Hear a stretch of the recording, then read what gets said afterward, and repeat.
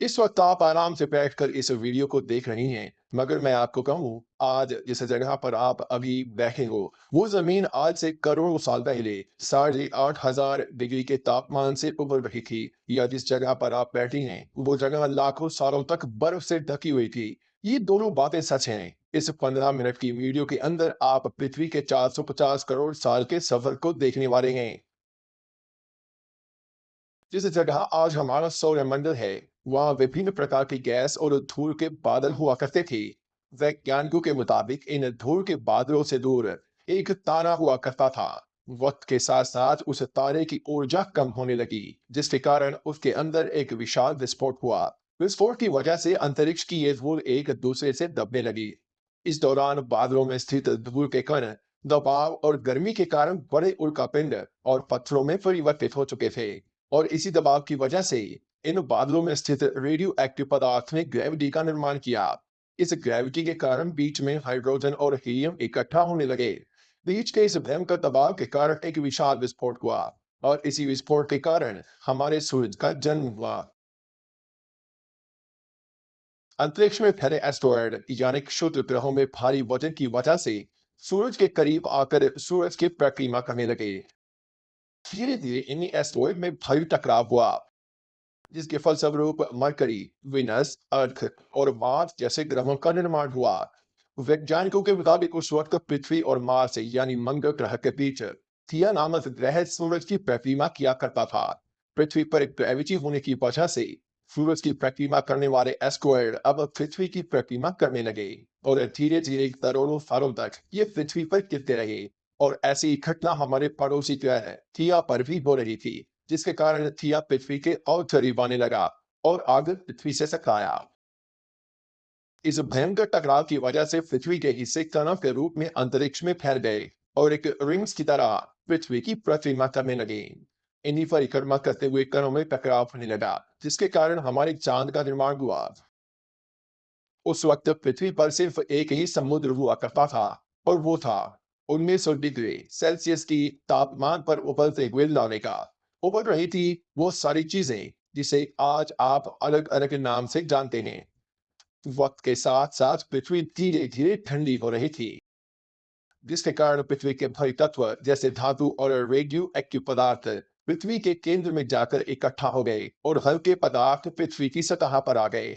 लाखों सालों तक पृथ्वी पर उल्का पिंडों की बरसात हुई, और इन गिरते हुए उल्का पिंडों में जमा था नमक, मिनरल्स और पानी।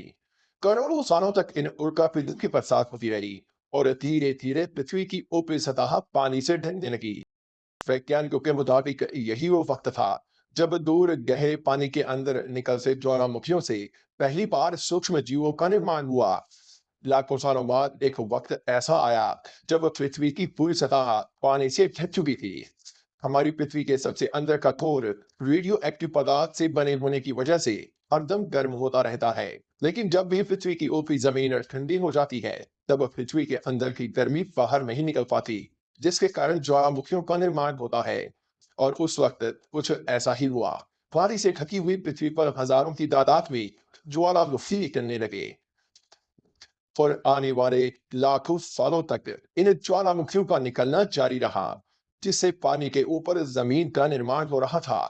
इस वक्त भी पृथ्वी पर वातावरण न होने की वजह से अंतरिक्ष से उल्कापिंडों की बरसात हो रही थी। आज से लगभग 300 करोड़ साल पहले पृथ्वी पर ऐसा वक्त आया जब पृथ्वी का वातावरण लगभग स्थिर होने लगा था। ज्वालामुखी निकलने धीरे हो गए थे, और पृथ्वी का एक दिन 12 घंटे का हुआ करता था। साल बीतते गए, और धीरे धीरे ये सूक्ष्म जीव विकसित होते गए, फल समूह में रहने लगे। आज से लगभग 250 करोड़ साल पहले पहली बार पृथ्वी पर ऐसे जीवों का निर्माण हुआ जो जीने के लिए ये पानी के अंदर के मिनरल्स यानी खनिज पदार्थ और दूध का इस्तेमाल करते थे, और मल त्याग के रूप में ऑक्सीजन बाहर निकालते थे। इस वक्त तक पृथ्वी पर ज्यादातर ज्वालामुखी निकलने बंद हो चुके थे, और इन माइक्रोबैक्टीरियाज की वजह से वातावरण में ऑक्सीजन की मात्रा बढ़ रही थी। वातावरण में ऑक्सीजन बढ़ने की वजह से पृथ्वी का वायुमंडल बनना शुरू हुआ, और आने वाले हजारों सालों तक वातावरण में ऑक्सीजन की मात्रा बढ़ती रही। इसकी वजह से पृथ्वी के ज्यादातर हिस्सों में ये सूक्ष्म जीव फैल गए। हजारों सालों बाद एक वक्त ऐसा आया जब पृथ्वी में ज्यादा ऑक्सीजन बढ़ने के कारण ये सूक्ष्म जीव मरने शुरू हो गए। उस वक्त तक पृथ्वी का वातावरण ठंडा होने के साथ साथ ऑक्सीजन से भी भर चुका था, जिसके कारण जमीन और वातावरण में स्थित आयरन यानी लोहे के मिनरल्स पानी में स्थित ऑक्सीजन से रिएक्ट होने लगे। और एक वक्त ऐसा आया जब पृथ्वी की जमीन आज के मार्स के जैसे लाल हो चुकी थी। वक्त बीतने के साथ साथ धरती की टेक्टोनिक प्लेट्स में दरार होने लगी, जिसके कारण पृथ्वी के अंदर का लावा जमीन की तरह कई लाखों सालों तक खुला उबलता रहा। और यही वो कारण था जिसके कारण पृथ्वी के वातावरण में कार्बन डाइऑक्साइड की मात्रा बहुत बढ़ गई और पृथ्वी पर एसिड की वर्षा शुरू हो गई। एसिड रेन की वजह से पृथ्वी का तापमान घटने लगा और तापमान इतना घटा कि पृथ्वी के ऊपर स्थित पानी बर्फ में परिवर्तित होने लगा। पृथ्वी पर पहली बार भयंकर आइस एज आया। इस वक्त पूरी पृथ्वी सफेद बर्फ से ढक चुकी थी। खास तौर पर जब धरती पर सूरज की किरणें गिरती हैं, तब जमीन उन किरणों को सोख लेती है। मगर क्योंकि पूरी पृथ्वी बर्फ से ढक चुकी थी और क्योंकि बर्फ सफेद और चमकीली होती है, जिसके कारण सूरज की किरणें धरती पर गिरने के बाद वापस चली जाती थी। इसी कारण से पृथ्वी कई लाखों सालों तक बर्फ से ढकी रही। मगर फिर से पृथ्वी के अंदर स्थित गर्मी ज्वालामुखी के रूप में निकलना शुरू हो गई और इन ज्वालामुखियों से निकलने वाली गर्मी ने बर्फ को पिघलाना शुरू कर दिया। इसी बीच पृथ्वी की गहराई में बचे कुछ सूक्ष्म जीव धीरे धीरे बदल रहे थे और अब वो ऑक्सीजन को अपने शरीर को बड़ा और जटिल बनाने के लिए इस्तेमाल करने लगे थे। इस बीच पानी में अलग से भी छोटे समुद्री पौधे निकलने शुरू हो चुके थे। वहां जैसे जैसे ज्वालामुखी निकल रहे थे, वैसे वैसे वातावरण कार्बन डाइऑक्साइड की वजह से गर्म हो रहा था। वक्त के साथ साथ बर्फ तो पिघलने लगी, मगर धरती पर फिर से एसिड की वर्षा शुरू हो गई, जिसके कारण फिर पृथ्वी ठंडी होने लगी और फिर पृथ्वी की ज्यादातर सतह बर्फ से ढक गई। ऐसा बार बार कई हजारों सालों तक होता रहा और इसी कारण से अब समुद्री जीव धीरे धीरे वातावरण के हिसाब से विकसित हो रहे थे। इस बीच कई सारे जीव और समुद्री जंगल विलुप्त हो गए, मगर जो बच गए वो धीरे धीरे पृथ्वी के बदलते तापमान के हिसाब से ढलते गए और अब हजारों सालों बाद समुद्री पेड़ बर्फ की वजह से पूरी तरह से मरते या सूखते नहीं थे। अब सूक्ष्म जीव समुद्री जीव बन चुके थे।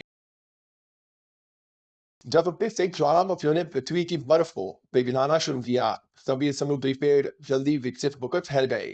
तो धीरे धीरे वातावरण में ऑक्सीजन की मात्रा बढ़ने लगी और पृथ्वी पर होने वाली एसिड की वर्षा कम होने लगी। वातावरण में ऑक्सीजन आने की वजह से पृथ्वी की ओजोन लेयर्स मोटी होने लगी और आज से लगभग 47 करोड़ साल पहले पृथ्वी की ऊपरी सतह पर पहली बार मोसोस नामक प्लांट उगना शुरू हुआ। वक्त के साथ साथ जमीन पर अलग अलग प्रकार के पौधे और पेड़ उगना शुरू हुए। एक वक्त ऐसा आया जब जमीन के पेड़ों की लंबाई लगभग 80 से 100 फीट जितनी या आज के 5 से 6 मंजिला बिल्डिंग जितनी ऊंची हो चुकी थी। ये वो वक्त था जब समुद्री जानवर समुद्र से बाहर निकल रहे थे और जमीनी जानवरों में परिवर्तित हो रहे थे। धरती की ज्यादातर जमीन एक जगह इकट्ठी हो चुकी थी, जिसे आज हम फेंजिया महाद्वीप के नाम से जानते हैं। पृथ्वी का वातावरण और तापमान लगभग स्थिर हो चुका था और अब करीब 21 से 23 घंटे का दिन हुआ करता था। अब समुद्री जीव पानी से बाहर रहने लगे थे और वातावरण के हिसाब से उनके शरीर का रंग रूप बदल रहा था। धीरे धीरे ये जमीनी जानवर डायनासोर्स में परिवर्तित हो गए। जिन डायनासोर्स ने पेड़ पौधे खाने शुरू कर दिए, उनका शरीर लंबा और विशाल रूप से विकसित होने लगा। कुछ डायनासोर शिकार किया करते थे, जिसके कारण वे छोटे और तेज होते चले गए।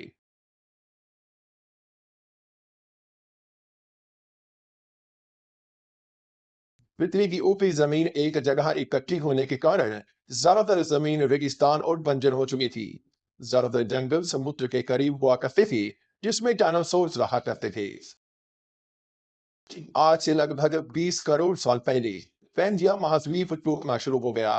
पैंजिया के विभाजित होने की वजह से पृथ्वी की ज्यादातर ऊपरी जमीन पानी के संपर्क में आने लगी, जिसके फलस्वरूप पृथ्वी पर हरियाली बढ़ती गई, जिस वजह से डायनासोर और ज्यादा विभिन्न और विशाल होते चले गए।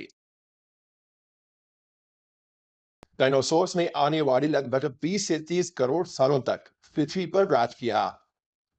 उस वक्त डायनासोर समुद्र से लेकर जमीन और आसमान तक पूरी पृथ्वी पर राज किया करते थे। इस दौरान अफ्रीका से दूसरा भारत सीधे आकर आज की तिब्बत से टकराया और इस टकराव की वजह से हिमालय का निर्माण हुआ। आज से लगभग 6.5 करोड़ साल पहले पृथ्वी की तरफ आज के माउंट एवरेस्ट से भी बड़ा लगभग 4.5 लाख करोड़ किलो जितना वजन या उनका पिंड लगभग 80,000 किलोमीटर प्रति घंटे की स्पीड से पृथ्वी की तरफ आ रहा था। पृथ्वी की सतह को छूते ही उसमें भयंकर आग लगी और वो जलते हुए सीधा पृथ्वी से टकराया। इस टकराव से निकलने वाली ऊर्जा आज के 10 करोड़ परमाणु बम एक साथ फटने के बराबर थी। जहां ये उनका पिघलिया, वहां के जानवर और पेड़ तुरंत भाप बनकर चल गए। इससे ही पृथ्वी पर पूरी तरह धूल फैलने लगी। समुद्र में भयंकर बाढ़ आने लगी। भूकंप और आग ने पृथ्वी को जलाना शुरू कर दिया। कुछ ही घंटों में पूरी पृथ्वी के वातावरण में हानिकारक गैस और धूल की वजह से पृथ्वी नर्क हो चुकी थी। डायनासोर घुटन आग और भुखमरी से पूरी तरह विकसित हो गए। इस वक्त हमारे पूर्वज जमीन के अंदर रहा करते थे, जिसके कारण वो इस विशाल प्रलय से बच गए। पृथ्वी का वातावरण पूरी तरह से काला और अंधेरा हो चुका था, जिससे धूप भी जमीन तक नहीं पहुंच पा रही थी। पृथ्वी के पेड़ और ज्यादातर जानवर विलुप्त हो गए। वातावरण में धूल और हानिकारक गैस के कारण पृथ्वी पर फिर से एसिड की वर्षा शुरू हो गई और फिर पृथ्वी ठंडी होकर बर्फ से ढक गई। लेकिन इस बार पृथ्वी की बर्फ लाखों सालों तक नहीं जमी रही और 80 से 90,000 साल बाद ये बर्फ पिघलनी शुरू हो गई। जैसे ही धरती पर वातावरण फिर से पहले जैसा होने लगा, वैसे ही ये छोटे जीव जमीन से बाहर आना शुरू हो गए। उस वक्त पृथ्वी की बर्फ पिघलनी शुरू हुई थी, जिसके कारण अफ्रीका में घने ठंडे जंगल हुआ करते थे और इसी बीच ये जमीनी जीव बंदरों में परिवर्तित हुए। मगर जैसे जैसे पृथ्वी गर्म होने लगी, वैसे वैसे अफ्रीका के ये जंगल सूखने लगे। जंगल की चीजें खाने वाले बंदरों को खाने की कमी होने लगी। खाने की तलाश में इन बंदरों ने अपने पैरों पर चलना शुरू कर दिया, जिससे उन्हें दूसरे जानवरों के शिकार करने में मदद मिलती थी। धीरे धीरे बंदर एब्स यानी वानर में परिवर्तित हुए।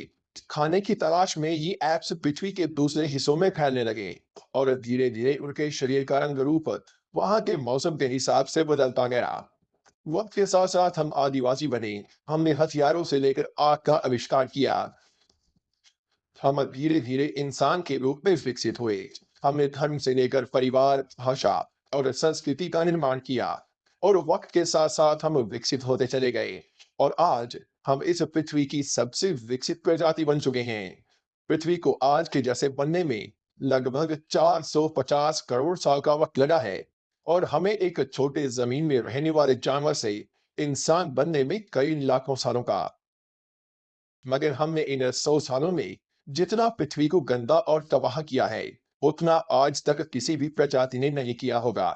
हम फिर से धरती को गर्म कर रहे हैं और कार्बन डाइऑक्साइड की मात्रा बढ़ा रहे हैं। वैज्ञानिकों का मानना है कि पृथ्वी पर फिर से विशाल परिवर्तन होने वाला है